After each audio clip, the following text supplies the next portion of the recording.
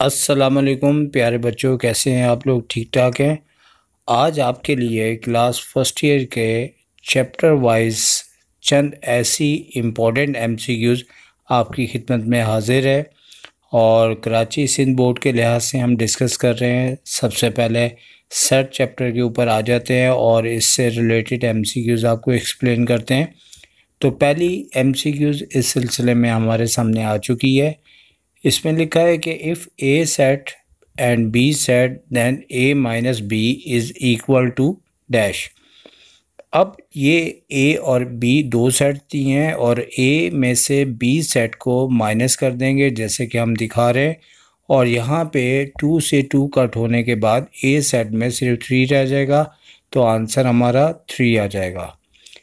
तो अब नंबर 2 के ऊपर बात करते हैं। तो इसमें हमें ए सेट, बी सेट और सी सेट दिया हुआ है, फिर ए मल्टीप्लाई ब्रैकेट में ए इंटरसेक्शन बी दिया है। तो सबसे पहले बी इंटरसेक्शन सी का आंसर निकालेंगे जो कि 2 है, और फिर ए सेट से बारी बारी हमने मल्टीप्लाई कर देना है जो कि 0 और 1 है। तो 0 को 2 के साथ, फिर 1 को 2 के साथ लिखते हुए हमारा आंसर इस तरह से 0 2 और 1 2 आ जाएगा।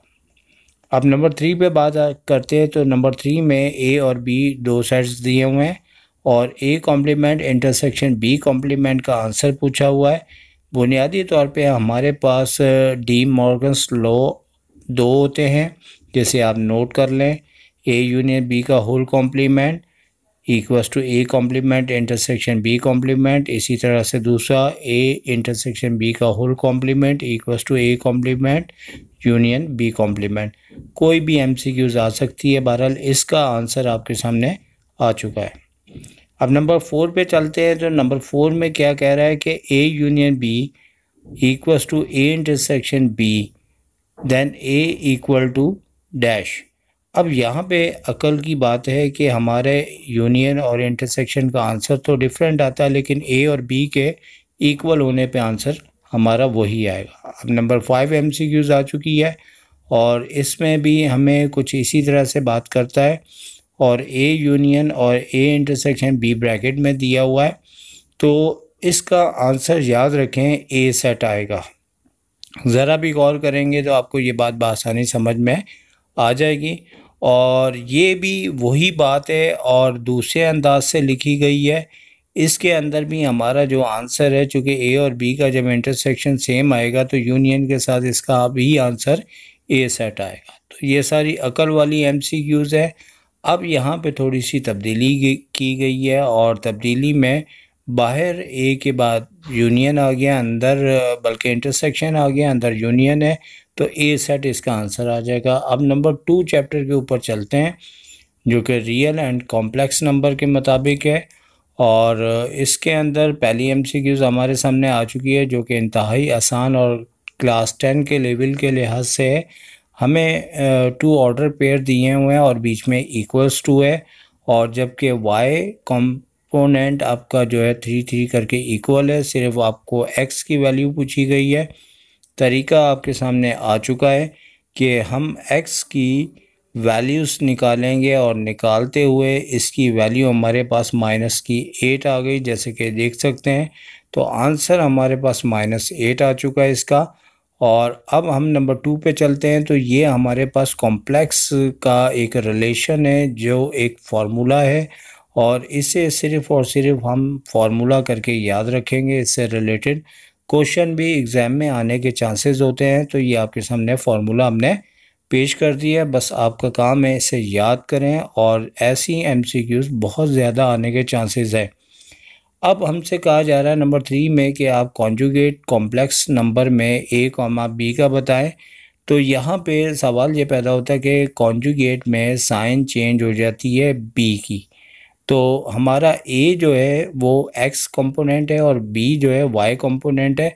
तो हमेशा याद रखें कि इसमें जो आपके पास सेकंड नंबर दिया है, जैसे कि प्लस बी दिया है, इसकी साइन चेंज कर देंगे, और अगर कोई क्वेश्चन दिया जाता है जैसे 3 - 6, तो वो हो जाएगा 3 कॉमा +6, जैसे कि हमने आपको एक एग्जाम्पल करके आपको एक्सप्लेन किया है। तो नंबर 4 के ऊपर यहाँ पे हमें कॉन्जुगेट कॉम्प्लेक्स नंबर का पूछा गया है। z = 3 - 4 iota is dash. अब ये अंदाज़ थोड़ा चेंज है, लेकिन ये बिल्कुल सिंपल बात है कि आपने आयोटा वाले की वैल्यू चेंज कर देनी है। जैसे कि -4 आयोटा लिखा है, आपने +4 आयोटा लिख देना है और इस तरीके से आंसर आ जाएगा। अब बहुत ही इंपॉर्टेंट MCQs पे हम बात कर रहे हैं। The multiplicative inverse of a, b is dash. तो यहाँ पे इसका एक फार्मूला होता है जिसे आपने याद रखना है, जो आपके सामने आ चुका है। और a, b जो है वो इक्वल होता है हमारे पास a/a² + b² comma -b/a² + b²। ये सिर्फ आपने याद कर लेना है। और इससे रिलेटेड अब आपको अगर हम कोई भी जो है वो एक क्वेश्चन मतलब के वैल्यूज़ के साथ देते हैं, तो वैल्यूज़ हम -3 और 8 हमने a और b की जगह ले लिया है। तो फार्मूला जब याद होगा तो a की जगह -3 और b की जगह आपने 8 रखना है। जैसे कि हम पूरा आपको सॉल्व करके बता रहे हैं और आप हर स्टेप्स को गौर से देखें। जहाँ स्क्वायर हो रहा है, जैसे -3 का स्क्वायर अपॉन में हो रहा है 9 हो गया, 8 का स्क्वायर 64 है। डिनोमिनेटर दोनों के सेम आते हैं, जैसे 73 है। लेकिन फार्मूले के मुताबिक सिर्फ याद रखना पड़ेगा कि जो सेकंड आपका 8 नंबर है उसकी साइन चेंज हो जाएगी। तो आप को सारे स्टेप्स हम दिखा रहे हैं, आप को यकीनी तौर पे समझ में आ चुका होगा। और अब नंबर 6 का आंसर तो फिर आ चुका है, -3/73 कॉमा -8/73। इस तरीके से नंबर 7 के ऊपर बात करते हैं। तो इस तरह काफ़ी आसानी से आंसर आ जाएगा मल्टीप्लिकेटिव इन्वर्स का, अगर 1,0 दे रहे हैं। तो चूँकि 1 का स्क्वायर 1 ही होता है, 0 का भी स्क्वायर 0 होता है, तो बड़ा शॉर्ट टाइम में इसे हम फाइंड आउट कर सकते हैं। अमूमन अगर MCQs शॉर्ट टाइम के लिहाज से दें तो ये वाली आने के चांसेस होते हैं। और इस बार चांस है 2 मार्क्स का, तो यकीनी तौर पे फिर ऐसा भी हो सकता है कि आपको इससे पहले वाले अंदाज से दे दें। तो आंसर इसका 1,0 है। लेकिन ऐसा नहीं होता कि आप आंसर्स को रट के चले जाएं, तो वो आपको नुकसान हो सकता है, इसे समझना पड़ेगा। अब आपको z दिया हुआ है a + b iota, then magnitude of z, या फिर z के साथ दो जो स्ट्रेट लाइंस हैं ये मैग्नीट्यूड को शो करती हैं। ये एक फार्मूला है जो आपको याद रखना है। और फार्मूले में आप देख सकते हैं कि ये √a² + b² के इक्वल है। अब इसी के मुताबिक कोई भी क्वेश्चन दिया जाए तो आप सॉल्व कर सकते हैं। अब चैप्टर नंबर 3 यानी कि इक्वेशंस के ऊपर हम बात करते हैं। और MCQs के लिहाज से 2 और 3 चैप्टर बहुत ही ज़्यादा इम्पोर्टेंट है। तो पहली MCQs हमारे सामने आ चुकी है, the roots of quadratic equation are equal if dash. तो अब सवाल ये पैदा होता है कि हमारे पास डिस्क्रीमेंट एक फार्मूला होता है और उस फार्मूले से हमें सारे पॉइंट्स हमारे जो आगे आने वाले हैं इसी से डिस्कस होंगे। लेकिन अगर दोनों रूट्स इक्वल हैं तो हमारे पास डिस्क्रीमेंट का फार्मूला है b² - 4ac = 0। और 0 होने पे इसके दोनों रूट्स इक्वल होंगे, या कभी कभार d = 0 भी कह दिया जाता है। तो अब हम ज़रा इसके बाकी के पॉइंट डिस्कस करते हैं। नंबर 2 है, the roots of the quadratic equations are real and distinct if b² - 4ac is dash. अब यहाँ पे सिलसिला पहले इक्वल बोला था तो इस सूरत में 0 था। अब रियल बोला हुआ है तो रियल की सूरत में इसका आंसर ग्रेटर देन 0 होगा, या फिर वो पॉजिटिव भी कह सकते हैं। दोनों ऑप्शन हम आपको बता रहे हैं। अब हमने नंबर 3 में एक और तब्दीली की है और यहाँ पे वही बात कहने के बाद आगे उन्होंने कहा हुआ है कि real and unequal if b² - 4ac is dash. तो इस सूरत में याद रखें कि हमारा आंसर जो है वो ग्रेटर देन 0, यानी कि जो हमने इससे पहले बार डिस्कस की थी उसका भी आंसर ये था और इसका भी आंसर हमारे पास यही होगा। क्योंकि यहाँ तो इसको पॉजिटिव कहा जाता है। और अब यहाँ पे नंबर 4 पॉइंट के अंदर उसी बात के साथ वही इक्वेशन के साथ कहा जा रहा है कॉम्प्लेक्स। और याद रहे कि यहाँ पे कॉम्प्लेक्स के साथ अनइक्वल का भी लफ्ज़ लाजमी आ जाता है, और इस सूरत में B square minus 4ac is equals to dash. और याद रखें कि इसका आंसर नेगेटिव होगा, और ऊपर जैसे कि कॉम्प्लेक्स लिखा हुआ है ये बुनियादी तौर पे इमेजिनरी वैल्यू कहलाती है। इसका आंसर लेस देन 0 भी हो सकता है। अब नंबर 5 पे आ जाते हैं, तो 5 के ऊपर बेसिकली हमें ये कहा जा रहा है कि हमारे पास ये इक्वेशन जो है क्वाड्रेटिक, ये परफेक्ट स्क्वायर इक्वेशन है। तो इस सूरत में हमें याद रखना पड़ता है कि हमारा आंसर रैशनल भी आ सकता है, और ऑप्शन में अगर रैशनल मौजूद हो तो हमें यकीनी तौर पे रैशनल पे टिक करना चाहिए। और इसके बाद इससे आगे वाली एमसीक्यूज़ में देखते हैं, और यहाँ पे हमें इक्वेशन बनाने का कहा जा रहा है, और यहाँ पे 2 रूट्स दिए हुए हैं इक्वेशंस के, और उसका तरीक़ाकार हम आपको बता सकते हैं। यहाँ पे हमारे पास एक इक्वेशन होती है X square minus sum of the roots X multiply हो रहा है plus product of the roots है, और उसी के लिहाज से हमें अपनी इक्वेशन को फाइंड आउट करते हुए इसका आंसर निकाला है, जो आप देख सकते हैं। अब नंबर 7 में है, हमें एक इक्वेशन दी हुई है, और इसमें हमें उन्होंने कहा हुआ है कि प्रोडक्ट ऑफ द रूट्स मालूम करें, जिसका फार्मूला C/A होता है, और C की लोकेशन पे R है और A की लोकेशन पे P है, तो लिहाजा इसका आंसर R/P होगा। इसी तरह अब इसका नेक्स्ट स्टेप है कि इसका सम ऑफ द रूट पूछ रहे हैं, और उसका भी हमें फार्मूला पता होना चाहिए कि फार्मूला उसका होता है -B/A, और B हमारे पास Q है और A हमारे पास P है। इस लिहाज से अगर हम इसकी वैल्यू रखें तो हमारे पास इसका आंसर जो है -Q/P इसका आंसर आ जाएगा। और नंबर 9 के ऊपर बात करते हैं, तो जैसे हमने पहले बात की थी कि अगर दोनों रूट्स परफेक्ट स्क्वायर हों तो रैशनल होता है, और अगर नॉट परफेक्ट स्क्वायर हों तो याद रखना है कि इर्रेशनल उसका आंसर होगा। और यहाँ पे तीनों एमसीक्यूज़ में ओमेगा की पावर डिफरेंट दी है। ओमेगा क्यूब एक फार्मूला है जिसकी वैल्यू 1 होती है।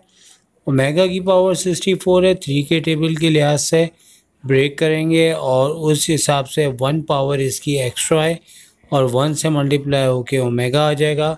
जबकि 12 के अंदर फार्मूला दिया है उसी के मुताबिक इसकी वैल्यू -1 हो जाएगी। अब चैप्टर नंबर 7 के ऊपर बात करते हैं, परमोटेशन, कम्बिनेशन और इंट्रोडक्शन टू द प्रोबेबिलिटी। और बहुत से बच्चों का ये चैप्टर काफ़ी ज़्यादा कमज़ोर होता है, इसलिए इसको बहुत ज़्यादा तवज्जो दें।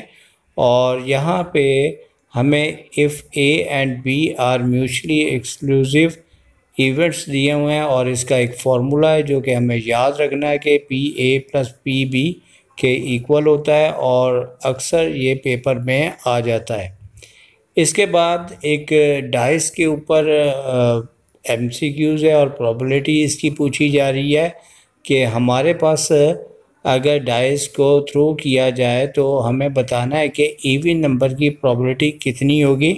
तो एक डाइस की टोटल 6 साइड होती हैं, और उस पर इवन नंबर जो है वो 2, 4, 6 होते हैं, और इसका एक फार्मूला होता है OA। इवन नंबर कितने आ रहे हैं 2, 4, 6 यानी कि 3, और टोटल साइड इसकी 6 होती है, तो उस हिसाब से इसको हम फाइंड आउट करें तो 3/6 फार्मूले के लिहाज से, तो इस तरह से इसका आंसर 1/2 हासिल हो जाएगा। और काफ़ी इम्पोर्टेंट MCQs है। इसी तरह हम इससे मिलती जुलती, जैसे अभी इवन नंबर का है और उसका आंसर 3/6 को डिवाइड करते हुए 1/2 है। और यही MCQs अगर हम देखें तो ऑड नंबर के लिहाज से भी पूछी जा सकती है। बिल्कुल वही टेक्निक, वही फार्मूला, वही तरीक़ाकार होगा, और इसमें हमें याद रखना होगा कि हमारे पास ऑड नंबर कितने होते हैं। तो ऑड नंबर 1 to 6 डाइस के नंबर्स में 1, 3, 5 ये 3 नंबर्स होते हैं। तो OA फार्मूले के लिहाज से 3 हो गया, और ओ एस इसकी टोटल 6 साइड होती हैं। पहले की तरह 3/6 को जैसे ही हम डिवाइड करते हैं तो डिवाइड के बाद इसका आंसर 1/2 आता है। तो इसका आंसर हम क्या देंगे एग्ज़ाम के अंदर, और हमें सेलेक्ट करना होगा 1/2 इसका आंसर। तो अब नंबर 4 है, इसमें हमें ये कहा गया है कि एक बैलेंस डाई है और उसे हमने रोल किया है, यानी कि एक तरह से थ्रो किया है, और उसकी प्रोबेबिलिटी बतानी है 3 नंबर्स की। तो याद रखें कि हर साइड सिंगल होती है तो उसकी प्रोबेबिलिटी तमाम साइडों की 1/6 होती है। बेशक 3 की जगह कोई भी एक नंबर पूछें तो उसका आंसर 1/6 ही होगा, चाहे 1 पूछे, 2 पूछें, 3 पूछें, 4, 5, 6 कोई भी पूछे तो उसकी प्रोबेबिलिटी 1 होती है, क्योंकि हर साइड पे हर नंबर 1 टाइम आता है। तो अब हम नंबर 5 पे आ चुके हैं। तो the probability of getting a head in the single toss of coin. अब आपको पता है कोई भी हम सिक्का लें और उसकी 2 साइडें होती हैं, हेड और टेल, तो उसकी टोटल ओएस यानी कि टोटल पॉसिबिलिटी तो 2 हो गई। हेड की भी 1 टाइम होती है और टेल की भी 1 टाइम होती है।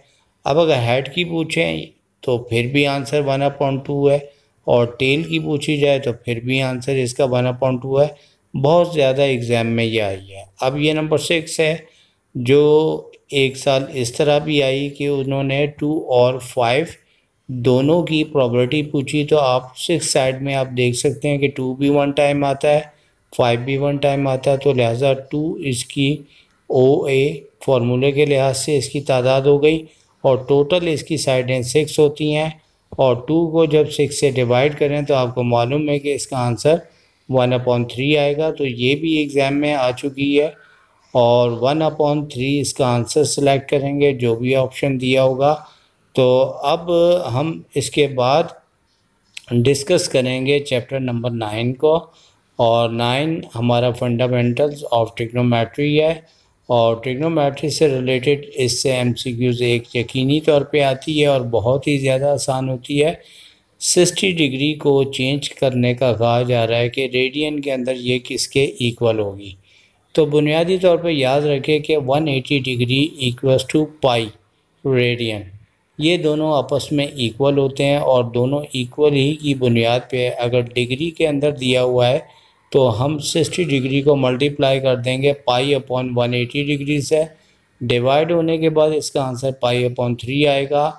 और आगे चूँकि रेडियन उन्होंने ऑलरेडी खुद ही आंसर्स में लिखा हुआ है, तो हमें सिर्फ पाई/3 को सिलेक्ट करना है। एक और क्वेश्चन ले लेते हैं नंबर 2 में। 120 डिग्री भी देखा गया है, बहुत बार पेपर में रिपीट होता है। तो इसमें हमें वही तरीक़ाकार के पाई/180 डिग्री से हमने मल्टीप्लाई करना है, और कटिंग के बाद हमारे पास आंसर 2 पाई/3 रेडियन उस सूरत में लिखा जाएगा जब एमसीक्यूज़ में ना दिया हो, लेकिन अगर रेडियन दिया है तो 2 पाई/3 इसका आंसर होगा।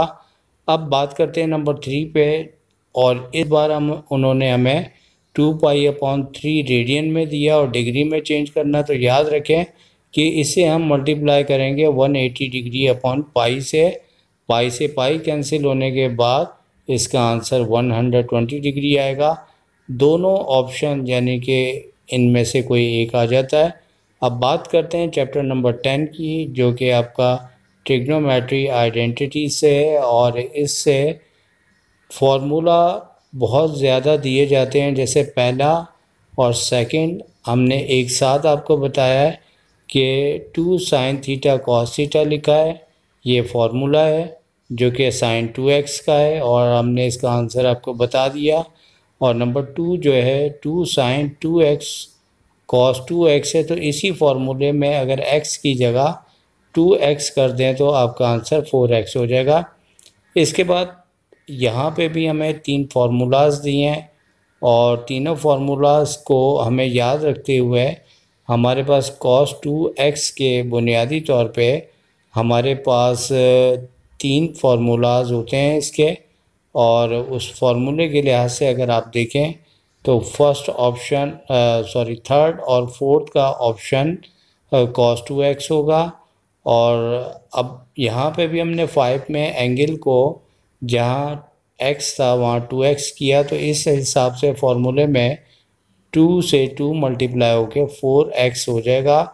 जहाँ आपको प्रॉब्लम हो वीडियो को स्टिल करके आप गौर से देख सकते हैं, हमने नॉर्मली स्पीड के अंदर आपको एक्सप्लेन किया है और ये सारे फार्मूलाज हैं। और इसके बाद ये पॉइंट बहुत ज़्यादा एग्ज़ाम में आता है, आपने याद रखना है कि sine minus X, cos minus X, tan minus X, बुनियादी तौर पे आपको ये मालूम होना चाहिए कि तमाम साइन कॉस टेन के एंगल अगर माइनस हों तो उन्हें किस तरह से लिखा जाएगा। तो sine minus X minus sine X हो जाएगा, cos minus X plus cos X हो जाएगा, और इसी तरह से tan minus X minus tan X हो जाएगा। और इसमें आपको सिर्फ याद रखने की ज़रूरत है और बहुत ज़्यादा इम्पॉर्टेंट है। आपसे हम बहुत इम्पॉर्टेंट MCQs डिस्कस कर रहे हैं, लेकिन बहुत से बच्चे इन 3 पॉइंट्स को मिस करके आ जाते हैं। नॉर्मली साइन कॉस टेन को तो याद किया होता है, लेकिन कॉसेक सेक और कॉट को बिल्कुल नहीं याद करके आते। और एक बार हो चुका है कि कॉट आया है, और याद रखें कि इनके भी हमने आंसर्स दे दिए हैं। और कॉसेक बुनियादी तौर पे साइन का उलट होता है, इसकी भी साइन माइनस ही होगी। जब साइन माइनस है तो सेक पॉजिटिव होता है, तो कॉसेक सेक का जो है वो भी पॉजिटिव होगा, और कॉट नेगेटिव टेन की नेगेटिव होने की वजह से। तो अब हमारे पास 13 चैप्टर आ चुका है, जो कि इसमें हम जो पॉइंट डिस्कस करेंगे वो यकीनी तौर पे आपके पेपर में आता है। इसमें भी याद रखने की ज़रूरत है। The period of sine x is dash. अब इसके जिन्होंने आंसर्स निकाले हैं, सॉल्यूशन सेट निकाले हैं क्वेश्चन वाइज, वो अच्छी तरह से जानते हैं कि साइन एक्स का जो पीरियड होता है वो बुनियादी तौर पे 2n पाई या फिर 2 पाई दिया जाता है। n बुनियादी तौर पे रेवोल्यूशंस को रिप्रेजेंट करता है, तो आंसर जो दिया हो वो आप सिलेक्ट करेंगे। इसके बाद अगर बात की जाए तो the period of cos x का, तो कॉस एक्स का भी पीरियड 2 पाई होता है, और इसका ग्राफ भी फोर्थ क्वाड्रेंट में इसकी मूवमेंट होती है, जिसकी वजह से इसका 2n पाई या फिर 2 पाई इसका आंसर होगा। और 10 का आंसर डिफरेंट होता है, और 10 के आंसर में आपको सिर्फ और सिर्फ n पाई या 2n पाई इसका आंसर देते हैं। बुनियादी तौर पे 10 के आंसर्स के अंदर इसका जो ग्राफ की मूवमेंट है वो सिर्फ 2 क्वाड्रेंट में होती है, जिसकी वजह से n पाई या पाई का ऑप्शन देंगे तो उसे हम टिक करेंगे। तो इस तरह से हमने आपको जो पॉइंट्स आज डिस्कस किए हैं, इंशाल्लाह 70% पॉइंट आपको गारंटी के साथ हम कहते हैं कि इसमें से आ जाने के चांसेस हैं। और फर्स्ट ईयर में हमें बड़ी ज़्यादा सहूलत है कि हमारे बहुत से पॉइंट इतने सिंपल होते हैं कि हम 25 मिनट्स की वीडियोस के अंदर आपको एक बहुत ही अच्छा ऑप्शन पेश कर रहे हैं। और कुछ चैप्टरों को हमने डिस्कस नहीं किया, चैप्टर नंबर 6, 8 और 12। इंशाल्लाह आपके अगर अच्छे से अच्छे कमेंट्स रहे, आपने महसूस किया कि आपको बहुत ज़्यादा फ़ायदा हुआ है, मेरी नज़र से अगर ये वीडियो आप तक पहुंच जाए, जैसे कि आप इस चैनल तक पहुंच जाएं, तो यकीनी तौर पे मैं कहता हूं कि अगर आपको नॉलेज है तो आप बहुत ज़्यादा खुश होंगे कि आपके काफ़ी अच्छे पॉइंट्स काफ़ी कम टाइम पॉइंट्स में, हमने बहुत सी वीडियोस बहुत बड़ी भी बनाई हैं, लेकिन ये वीडियो हमने मुख्तसर एग्ज़ाम के दिनों के लिहाज से बनाई है। तो अब आपसे हम इजाज़त चाहेंगे। टेक केयर, अल्लाह।